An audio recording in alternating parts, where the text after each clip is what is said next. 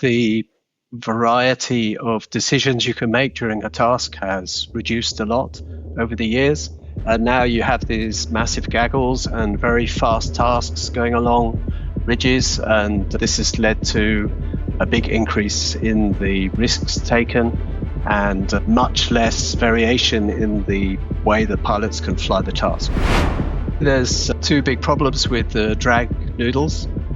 The first problem is that really they're only talking about the weight range of 100 to 125 kilos, whereas I'm trying to compensate for people who only weigh 40 kilos to do competitions as well.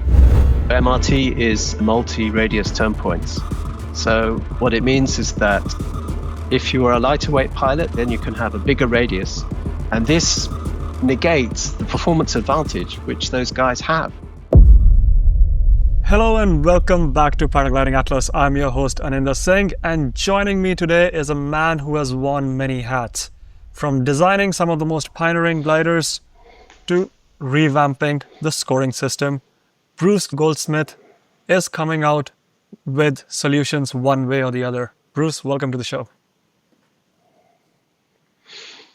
Thanks very much. Very good to be here. Bruce, I want to get going right away because past couple of weeks we have seen quite a lot of intense discussions on various solutions that are being offered in the world of paragliding.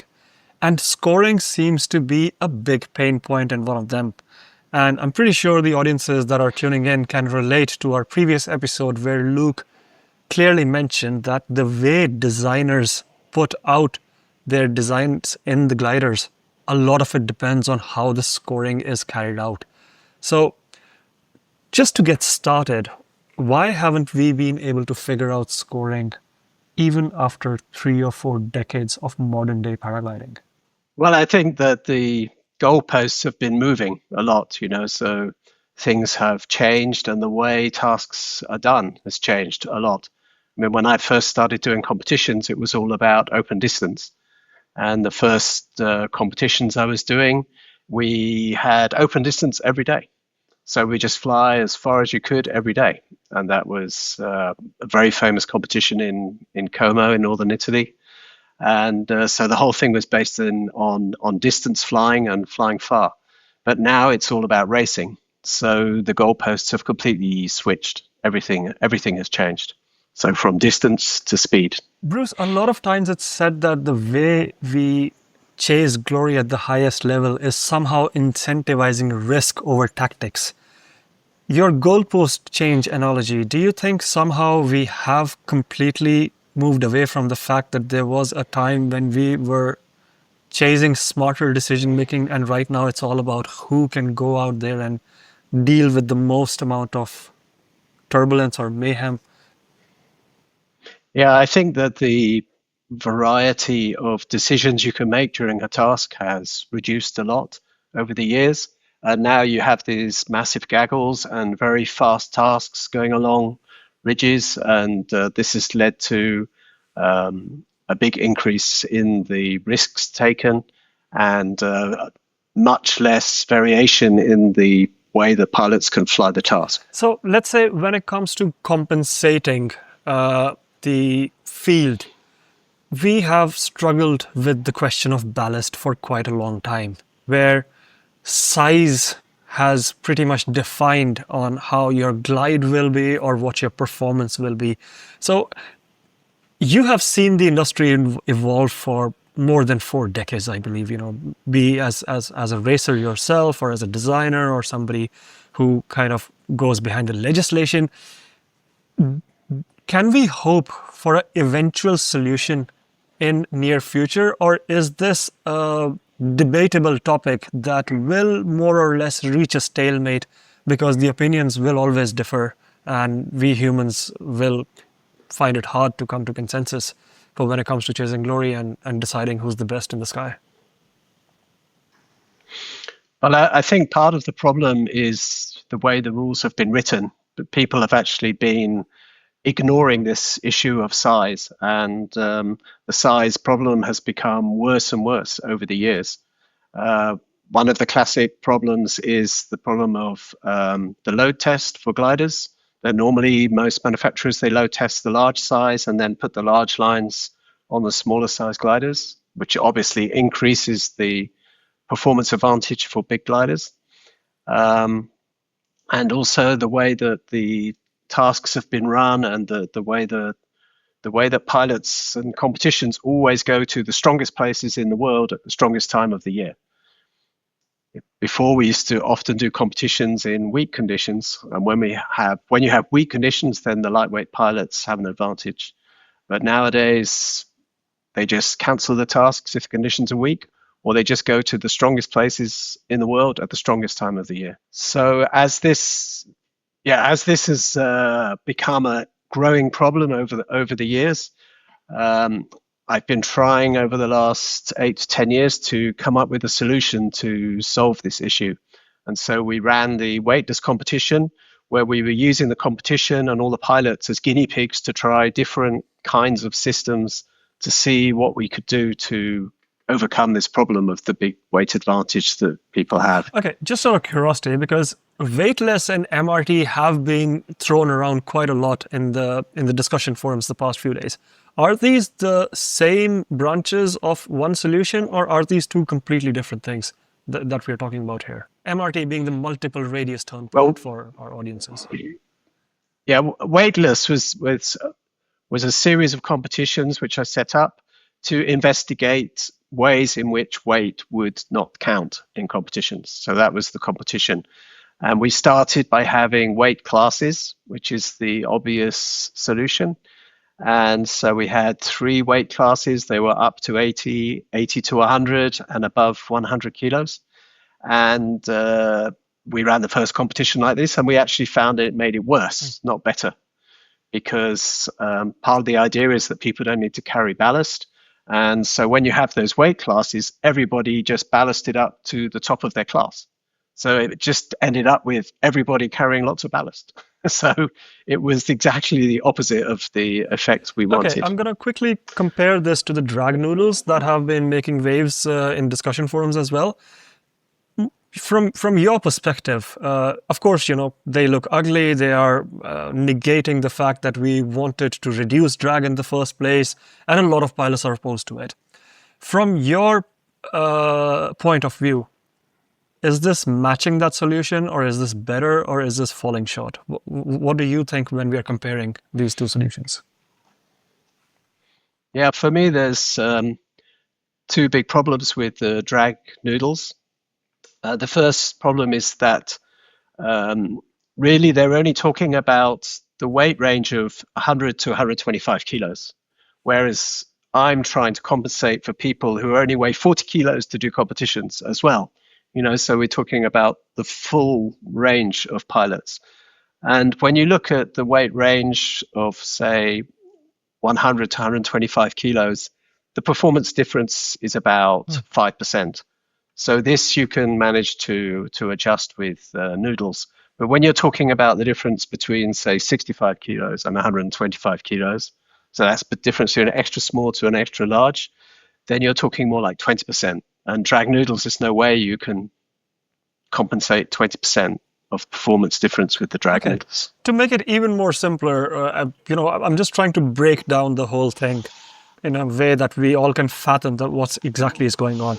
So let's say on a scale of 1 to 10, if you have to see the effectiveness of current scoring system that is being employed in FAI or Cat 1, where would you rate the current scoring system, and then the BGD weightless class, where would that come in comparison if we are just talking about numbers? And then we will dive into the details that where we are lacking or we are better off in one way or the other. Well, my idea was not actually to start at the top level. The weightless competition is a friendly pilots competition with intermediate gliders flying. It's been C class or C and up to C and D class, and it's not open class CCC competition. But what it does is that it enables pilots who fly extra small gliders to actually compete along with the heavyweight pilots. And that is, a massive eye opener for those pilots, because normally they can't even be in the air in the same air at the same time. It's such a huge difference. Perhaps we should talk about actually what MRT is, because we haven't really explained it. I said the first competition we did was with weight classes, and then after that we went over to a handicap system, and then after that we tried MRT. So MRT is multi-radius turn points. So what it means is that a typical turn point has, say, a 400-meter radius. If you look at the image in front of you, that would be, say, a 400-meter radius. And then you have, if you are a lighter weight pilot, then you can have a bigger radius, and that means that you fly a task which is a shorter distance. So that means it gives you a little advantage over the big guy. So this just compensates for the advantage the big guy already has. So you end up at each turn point with a small boost for the small pilots. And it's actually quite interesting to see this when it's actually happening during a competition, because what happens is that the lightweight pilots tend to get left behind. And then as you get to a turn point, you all come in together with the lightweight pilots behind, and you turn around and then you find yourself back in line with the lightweight pilots again, and you haven't left them behind. So it's quite interesting to see it when it's actually in use in a competition. Bruce, I want to dive into one of these WhatsApp chats that have been going on in the pilots union that has recently formed. And quite a few pilots have their own feelings about MRT. And Max Pino said that modern tactics do not go well with this. If you're able to see my screen, I'm going to just zoom in here. And it said that we are negating the tactics over here, and by shortening, you are making those pilots, exposing them to counterattacks.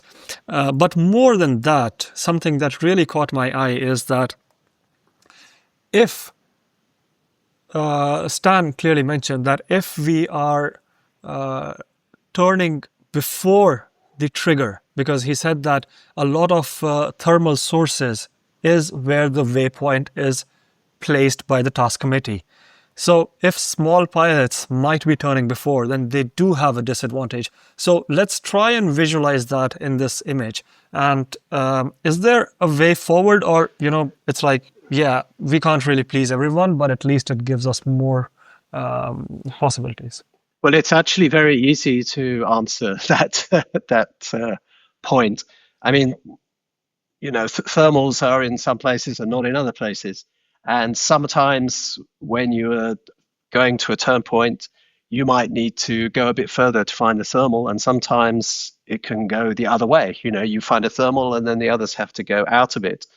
It seems to be that what Stan is saying is that if you have a longer task, this can be an advantage, but clearly this is nonsense. The shorter task, the quicker it is to fly. It's very easy. You don't have to be a genius. So in the end, you have a task of 80 kilometers, you have an average speed and the average time it takes you to do that task. If you do 100 kilometers, it's going to take you longer, simple as that.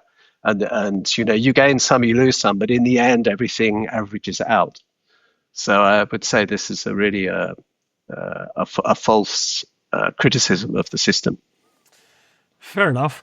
I would want to move back to weightless for a bit. Would you like to explain the weightless concept and how it basically started, and how it has eventually evolved to MRT, and maybe how it goes further?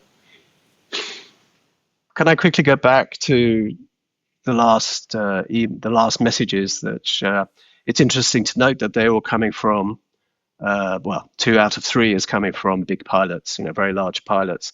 And there's obviously a very big resistance from the large pilots to lose the advantage which they have, So that's, clearly has to be said, that it's large pilots have an advantage and they don't want to lose it. Simple as that. So going on to the MRT system itself, we just ran the last version of the MRT. The MRT is actually changing every year. Every year when we run a new competition, we put in new technology and try new things and try and improve the system all the time. At the last competition, what actually happened was we weigh all the pilots at the registration. Then we have 10 weight classes, which everybody fits in. And then when they set the task, you set the task for the longest task, which is the heaviest weight task. And then the scoring system calculates how much shorter all the other 10 groups need to fly. And those calculations are all based on statistics.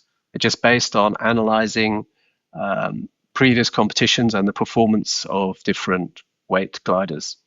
So you can actually analyze this pretty closely, and the more competitions we run, the more accurate will be this compensation. And so then all the pilots take off. The start and finish are not MRT, they're just standard starts and finishes. And then the task, all the turn points during the event are then MRT, and then you finish at the end. And the nice thing is that because the lighter pilots are able to fly a shorter distance, that they can actually win the task. Whereas with any other system of handicaps, for example, the lighter guys won't actually be the first guy to cross the line, which is why we went. A handicap is you just everybody flies the same task, and then you just give somebody more points at the end because of their weight. Okay. And that's what they use in sailing, So but it means that they are not up at the front of the competition leading the task, It means that they are far behind, and then they get a boost to their points. But it's it's a boost to their points, but it's not the best way. It doesn't give them the excitement of winning the race. So that's the whole idea, that even a light person can get the excitement of winning a race. Do you think this is going to change the way people choose lines, or what? Let's try and look at it from the tactics side of the things. Where are tactics being challenged, and where is human intelligence put at question in such a format compared to the conventional one that we have been following so far? Well, with the last competition we did, there was actually, how would you say? When you're flying the competition, it's not as though somebody is overtaking you because they have a shorter turn point. What happens is you overtake the guy before, and then he catches you up again at the turn point. Makes sense. You see what I mean? So, this is an advantage which the big guys have all the time.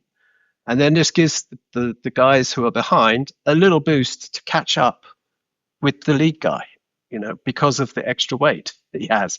So this is an advantage those guys have all the time. And this is just a little boost to help them catch up.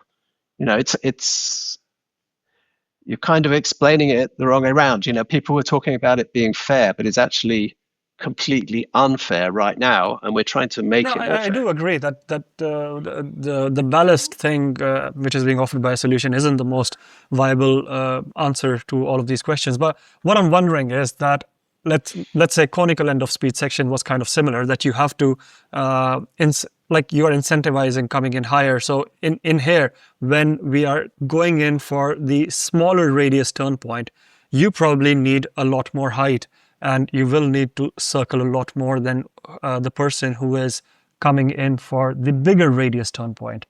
So I disagree. Sorry. So you coming in, your glide is better, and you're gliding faster. Yes. So you're not having to thermal more because you had to thermal less because you have a performance advantage. And this negates the performance advantage which those guys have. It's not about thermaling more, not at all. At the moment, the little guys have to thermal more. It means that the little guys have to thermal the same as the big guys. So it's not about thermaling more, it's about thermaling equally. Fair enough. That does make sense. Yeah. Adaptability, Bruce. So far, how successfully has this been carried out, and what are the solutions that you have seen working out, and Yeah, where all has this been going on for like since 2020? I think that is like 5 years ago where this started picking up. Yeah, we started 2020 with MRT and 2018 with weight classes and also the penalty system. But yeah, so I mean, we're just slowly working at improving the system all the time, just working on our own and making better and better competitions, and hoping that the rest of the competition world will wake up and see what a nice system we've created and how well it solves a lot of the problems that we have with competitions right now. And one thing that's to be said about it is that leading points does not work in this MRT system. So you cannot have leading points because the lead is changed on every turn point, so the leading points really don't make sense anymore. And so this is really to do with, probably mid-level competitions, club level, national level competitions, probably not the best for PWC and head-to-head racing. But the reason that I brought it up now is that there's been a big question about the safety and the way the top-level competitions has been, the levels of safety in competition right now. And the MRT is a huge improvement in the level of safety. So, it's just a suggestion that it could be considered as a way to improve safety in all competitions. Okay, just for introspection's sake, and for people who are planning to adapt this, for all the comp organizers who are listening to this, any challenges that you yourself have faced with this so far? And if yes, then how did you kind of overcome them? So, what can people expect if they want to adapt this in their comp formats? Well, the biggest jump forward we made with the last competition was having the tasks all as QR codes. So each pilot has his own QR code, and each QR code is different from everybody else's QR code because effectively you've got 10 different tasks. So after the task is set, within 5 minutes, every pilot gets his own QR code, and then he follows that QR code to do the event. And this is something which is really new and has really made MRT possible at competition level because everybody's using the QR codes now for setting the tasks. So basically, just more work for the task committee and not much of a difference for the participants. It more or less remains the same. Yeah, more or less remains the same. It's the task committee sets the same task, and it's the scoring guy that sends out all the QR codes. Fair enough. Coming back to the leading points thing, fine. Pushing bar is exciting. Going ahead and choosing your lines is really a thought process. Like a lot of winners are decided like that. But if we take away the asymmetrics that come when you're on full bar, a lot of gliders would fall back below a category because most of the gliders, at least in C and D class, are getting a letter in the homologation because they are having different recovery times from asymmetric on bar. So if we, let's say, take away racing on bar, are we inherently making the sport a more safer one to be in? Yeah, I don't exactly understand the question. I think that racing will remain racing, and the main difference with no leading points is that it becomes beneficial to follow other people rather than lead out in the task, and that's a downside of the MRT system. Bruce, glider sizes have been in question for quite a while, and more or less the bigger the better has always remained the norm. So when we look at performance differences, what's your view on that topic, and how can that be equalized, if at all, in future? Well, I asked the same question a few years ago, and I had an engineer, René Falquier from Switzerland, who worked on this exact topic for me.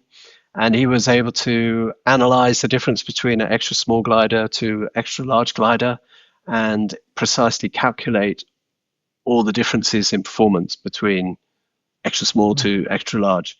And the overall conclusion he came to was that there was a 6% improvement in glide ratio, 5% higher top speed for the extra large, and a 25% improvement in dynamic reactions. So that's absolutely huge. But I mean, what are dynamic reactions?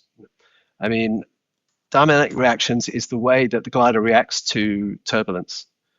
And so you have to remember that if you have a chunk of turbulence and you have somebody with an extra large glider, let's say that the turbulent chunk of turbulence is the same size as the extra large glider, and then the extra large glider will lose a bit of height because you might make some pitch movements, might even get a collapse or whatever, and then carry on flying. Let's say he loses 10 meters. Then if you've got the extra small glider going into the same piece of turbulence, that turbulence is double the size for him. Double the size. So it's going to affect him a lot more. And as I said, the calculation is that it actually affects 25% more for the extra small glider compared to the extra large glider. So when you're considering the performance improvement, you have to look at all those three things: glide performance, speed, and dynamic effects. And that's why it's not just a few small percent. It's actually much larger than just the performance difference. So in short, if you're just going out and chasing cross-country numbers, then the bigger the better is always the solution, and you can't challenge that no matter what. Yeah, absolutely. Yeah. I mean, personally, I've put on 10 kilos recently, and I can feel an enormous improvement in the performance of my glider, just enormous. So, I can feel it firsthand. Yeah. All right, on that note, Bruce, I think we have touched upon the topic pretty holistically, and fingers crossed, the CAT 2 and like other organizers who are curious, I think they can find a very informative information package that you have recently shared with me, and I can share it in the show description below as well, with your permission, if you allow me to. Yeah, and we also have this incorporated in a scoring system. So, it's been used once so far, so it's still very new, but it should be available for any organization to use if they wish. Amazing, Bruce. Thanks for your time today. Yeah, keep flying hard. Nice to see you. Okay, thanks a lot then. Bye-bye.